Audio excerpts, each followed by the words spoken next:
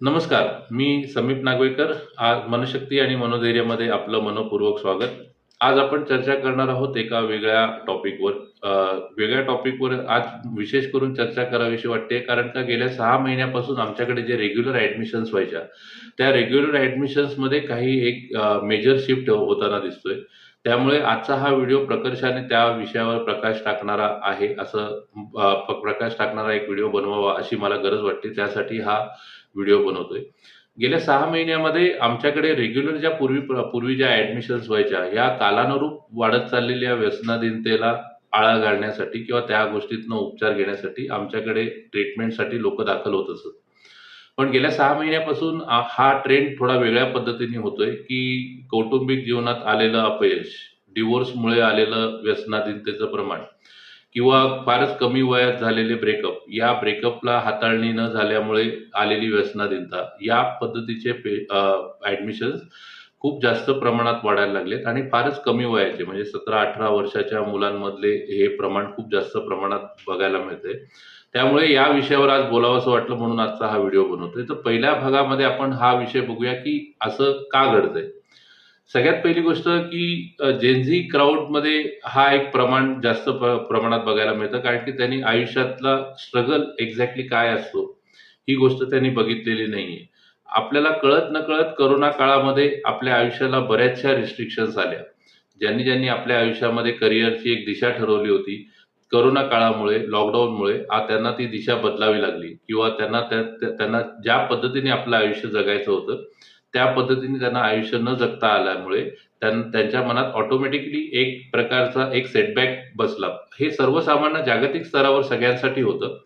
पण ज्या लोकांनी आपल्या आयुष्यामध्ये स्ट्रगल बघितलेला नाही, ज्या लोकांना आयुष्यामध्ये एक्झॅक्टली कशाप्रकारे संघर्ष असतो हे ज्यांनी बघितलेलं नाही, त्यांच्यासाठी हा एक खूप मोठा शॉक होता.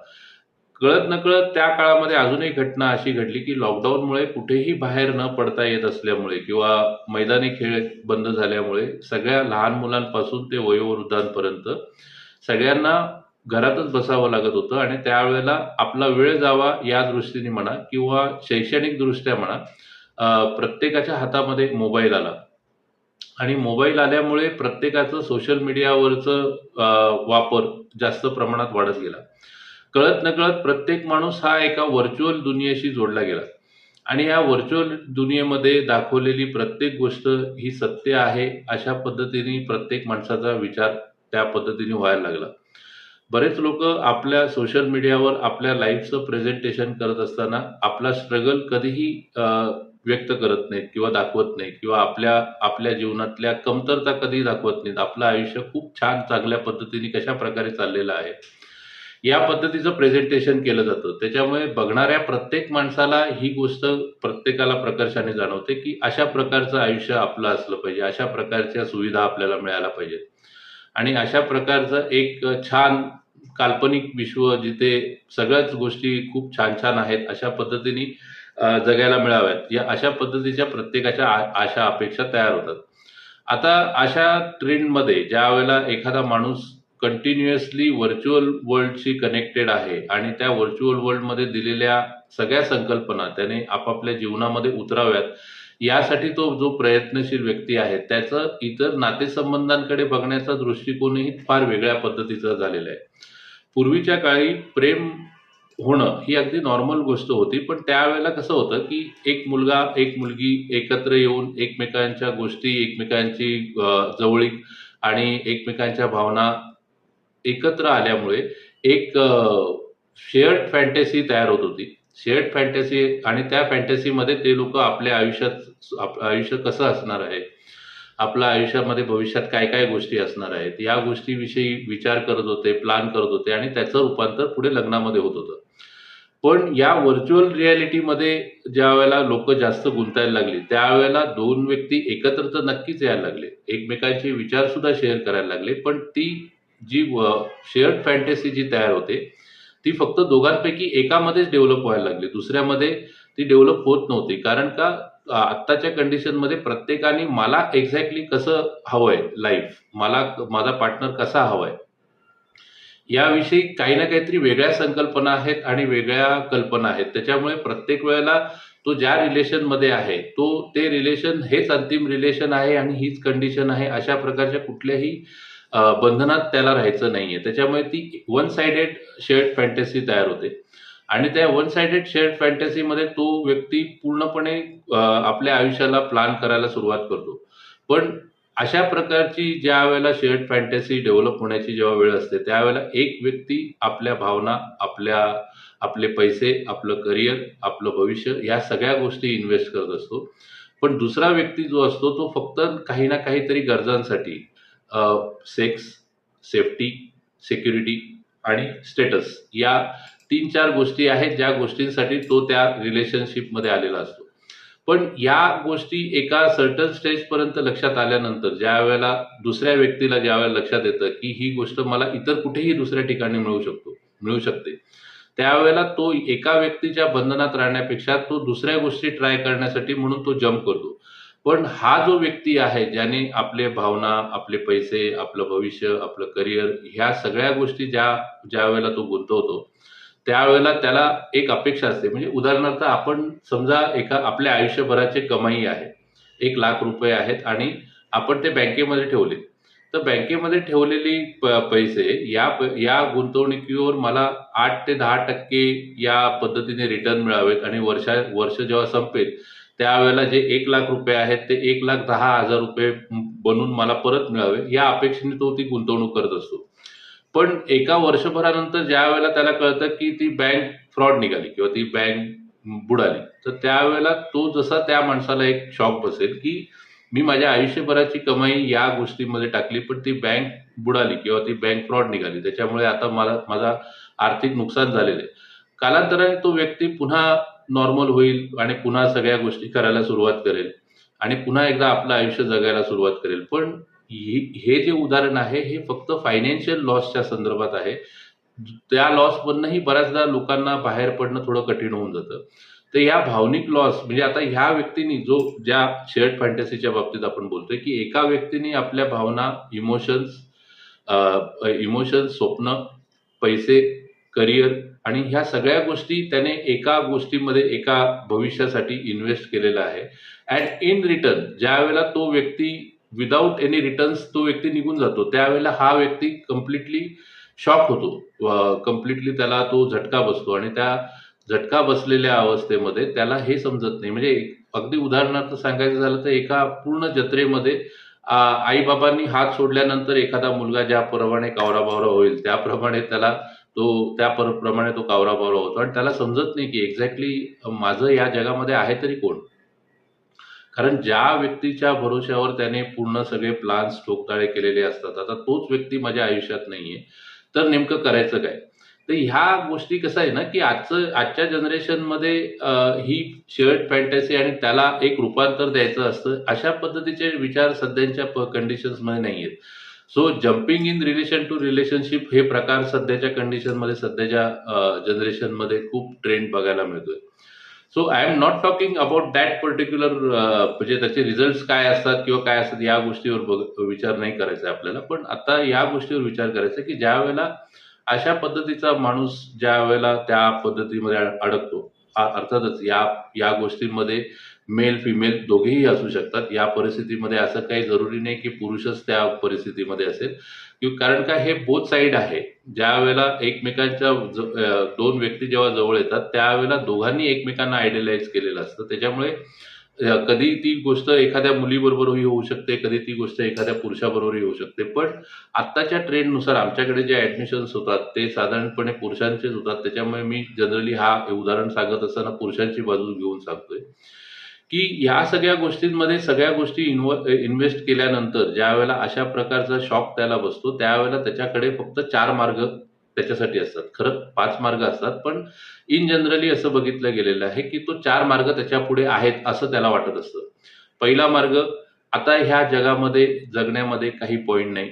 ज्याच्या भरोश्यावर आपण आयुष्य जगण्याचा प्लॅन करत होतो तोच व्यक्ती नाहीये, तर मी आता जगून काय करू, अशा प्रकारचे विचार आल्यामुळे अशा प्रकारचा एक मार्ग त्याच्या पुढे असतो. ज्याचा मार्ग पुढे गेल्यानंतर सेल्फ हार्म किंवा सुसायडल टेंडन्सी अशामध्ये डेव्हलप होतो. दुसरा मार्ग त्याच्यामध्ये असा असतो की ज्या भरोश्यावर मी सगळ्या गोष्टी केलेल्या आहेत, त्या व्यक्तीनी मला जर अशा पद्धतीचा धोका दिला आहे, तर त्या व्यक्तीला त्या गोष्टीची पनिशमेंट मिळायला पाहिजे. अशा प्रकारचा एक त्याच्यापुढे मार्ग असतो. तो त्या मार्गाचा पुढे गेल्यानंतर कदाचित रूपांतर अशा पद्धतीने होतं की तो कुठल्या ना कुठल्यातरी पद्धतीने एक नॉनसेन्स पद्धतीने तो त्याचा रिव्हेंज घेण्याचा प्रयत्न करतो. तिसरा मार्ग त्याच्यापुढे असा असतो की जर माझ्याशी जग असं वागतंय, तर सगळं जगच तसं आहे. त्याच्यामुळे माझं वागणं आता नॉर्मल वागणं काही उपयोगाचं नाहीये. मला सुद्धा त्याच पद्धतीने वागायला पाहिजे, अशा प्रकारचा एक मार्ग त्याच्यापुढे डेव्हलप होतो. आणि चौथा मार्ग त्याच्यापुढे अशा पद्धतीने डेव्हलप होतो की तो इतरांशी कुठल्याही लोकांशी ओपन अप होत नाही किंवा कोणाशी तो बोलायला जात नाही आणि त्यावेळेला आलेली ती मानसिक कुचंबणा या गोष्टींमुळे स्वतःला रेग्युलेट करण्यासाठी किंवा कुठल्याही पद्धतीने स्वतःला बरं वाटावं किंवा त्या गिल्टी फील म्हणणं किंवा त्या रिव्हेंजेस थॉट्स म्हणणं किंवा त्या पद्धतीच्या त्या भावनिक वातावरणापासून जिथे तो एकटा पडलेला आहे, अशा पद्धतीच्या भावनिक वातावरणापासून निघण्यासाठी तो असा प्रयत्न करतो की तो ह्या सगळ्या गोष्टीचं उत्तर तो व्यसनामध्ये शोधायचा प्रयत्न करतो. सो ही गोष्ट कशामुळे होते, का होते, ह्या सगळ्या गोष्टी जरी आपल्याला कल्पना असल्या, तरी त्या व्यक्तीला एक्झॅक्टली ही कल्पना नाहीये की ह्या सगळ्या गोष्टीचे 4 ऑप्शन्स त्याच्या पुढे जे उपलब्ध झालेत सध्या.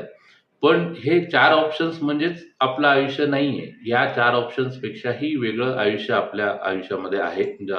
अर्थातच प्रत्येक वेळेला एखादा माणूस जेव्हा सुसायडल टेंडन्सीच्या याच्यामध्ये डेव्हलप होते, त्यावेळेला सगळेजण अशा पद्धतीने सांगायचा प्रयत्न करतात की अरे तू हे करशील, पण तू गेल्यानंतर तुझ्या आई-वडिलांचं काय होईल?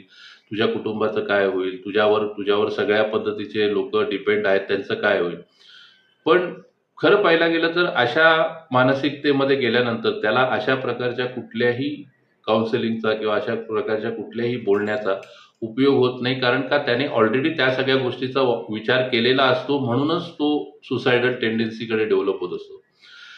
सो प्रॅक्टिकली बघायला गेलं तर ही नीड टू आयसोलेट फर्स्ट की त्या पर्टिक्युलर कंडिशन्समध्ये ज्या ठिकाणी त्याला त्या सगळ्या भावना पुन्हा एकदा ट्रिगर होतील, त्या ट्रिगर होणाऱ्या भावनांकडनं त्याला बाजूला करणं आणि त्याला वेळोवेळी योग्य ते मार्गदर्शन करणं. जसं मी तुम्हाला थोड्या वेळापूर्वी सांगितले की त्या प्रत्येक माणसापुढे फक्त आणि फक्त 4च मार्ग समोर असतात. पण एक 5वाही मार्ग त्याच्यामध्ये आहे. पण तो त्या गोष्टीकडे तो एक्सप्लोर करत नाही किंवा त्या गोष्टींकडे त्याचं लक्ष जात नाही. 5वा मार्ग हा आहे की एवढ्या सगळ्या गोष्टीची निगेटिव्हिटी झेलल्यानंतर आता मी पूर्णपणे परिपक्व झालेलो आहे आणि आता मी आयुष्यातल्या येणाऱ्या प्रत्येक खाचखळग्याला, प्रत्येक स्ट्रगलला फेस करण्यासाठी मी आता स्वतंत्र आहे आणि त्या पद्धतीने चांगल्या पद्धतीने आता ह्याच्यापुढे मी निवड करताना बरोबर पारखून आणि या सगळ्या गोष्टीची निवड करेन. अशा प्रकारचा मी आता माणूस तयार झालेलो आहे. स्पिरिच्युअली बघायला गेलं तर मी शंकर देवाचं म्हणजे भोलेनाथ भगवानचं, महादेवाचं उदाहरण मी देऊ शकेन, की एवढी सगळं विषप्राशन केल्यानंतरही त्यांचा पूर्ण गळा निळा पडला. पण हे सगळं होऊनही त्यांनी त्याच्यामधली कटुता, त्यांच्यामधला साधेपण त्यांनी जाऊ दिलं नाही. म्हणूनच त्याला भोलेनाथ असं म्हटलं जातं. ते एक्झॅक्टली त्याच प्रकारची पर्सनॅलिटी सुद्धा आपल्याला बनवता येऊ शकते. आपल्याला झालेल्या त्रासामधनं आपण स्वतःला सुद्धा त्याच्यातनं बाहेर काढायचंय आणि आपल्याप्रमाणेच जर इतर कोणी जर त्या गोष्टींमध्ये अडकलेला असेल, तर त्याला सुद्धा मदत करायची आहे. अशा प्रकारची भावना, अशा प्रकारचे विचार, अशा प्रकारचे प्लॅनिंग्स जर त्याला वेळोवेळी जर चांगल्या पद्धतीने मिळाले, तर त्याला त्या गोष्टीचा जास्त चांगल्या पद्धतीने मदत होऊ शकते असं मला वाटतं. पण या सगळ्या गोष्टीचा ट्रेंड आता खूप जास्त प्रमाणात वाढत चाललेला आहे. थोड्या-थोडक्या गोष्टींनी म्हणजे अगदी क्षुल्लक कारणावरनं ब्रेकअप होताना दिसतायत. अगदी क्षुल्लक कारणावरनं डिव्होर्स होताना दिसतायत आणि त्याच्यानंतर होणाऱ्या अननेसेसरी सेटबॅक्स आणि त्याच्यानंतर होणारा मानसिक मनस्ताप, या सगळ्या गोष्टी जर आपल्याला टाळायच्या असतील, तर आपल्या तरुण मुलांना आपल्या आयुष्यामध्ये एक व्यवस्थित चांगल्या पद्धतीने मार्गदर्शन मिळावं, यासाठी वेळच्या वेळी योग्य त्या काउन्सिलरकडनं मार्गदर्शन घेणं कधीही चांगलं. कारण का हे जे आपलं आता सध्याच्या कंडिशनला जे रील्स बनवतायत किंवा जे काही व्हर्च्युअल रिॲलिटीमध्ये जे काही सोशल मीडियावर जे काही चाललेलं आहे, इट इज ऑल नॉनसेन्स. म्हणजे ॲक्च्युअली त्यांच्या लाईफमध्ये ह्या सगळ्या गोष्टी नसतीलही. पण एका 20 सेकंदाच्या किंवा 60 सेकंदाच्या रीलमध्ये जे काही आपल्याला दिसतंय तेच अंतिम सत्य आहे असं मानून जेव्हा आपण आपल्या आयुष्याला दिशा द्यायचा प्रयत्न करतो, म्हणजे उदाहरणार्थ की बाबा एखादा माणूस खूप पैसेवाला आहे हे दाखवण्यासाठी 30 सेकंदाच्या रीलमध्ये चांगले कपडे घालेल, चांगले शूज घालेल, चांगली गाडी घेईल, कदाचित ती गाडी भाड्याने घेईल, पण ती रील त्याची फेमस होण्यासाठी तू त्या सगळ्या गोष्टी करतोय. पण हे दाखवत असताना एखादा मुलगा जर आपलं आयुष्य अशा पद्धतीने असावं आणि त्यासाठी तो एका वेगळ्या धर्तीवर वेगळ्या गोष्टी करून तो सगळ्या गोष्टी उभ्याही करतोय. पण त्या सगळ्या गोष्टी खोट्या आहेत, टेम्पररी आहेत आणि त्या गोष्टींकडे बघून एखादी व्यक्ती भाळून जर त्याच्या आयुष्यामध्ये आलेली असेल आणि त्या व्यक्तीला जेव्हा कळेल की हे सगळं फक्त आणि फक्त फॉल्स आहे, एक्झॅक्टली ह्या अशा पद्धतीचं बॅकग्राऊंड काहीच नाहीये. मुळात म्हणजे अशा पद्धतीच्या रिलेशन्सला आपण प्रेम म्हणू शकत नाही, कारण की इट इज ऑल ट्रान्झॅक्शनल. कारण त्या व्यक्तीने सुद्धा या व्यक्तीकडे दाखवलेल्या गोष्टींकडे बघून ती व्यक्ती त्याच्या जवळ आलेली आहे. त्याच्यामुळे या गोष्टीला प्रेम आपण म्हणू शकत नाही.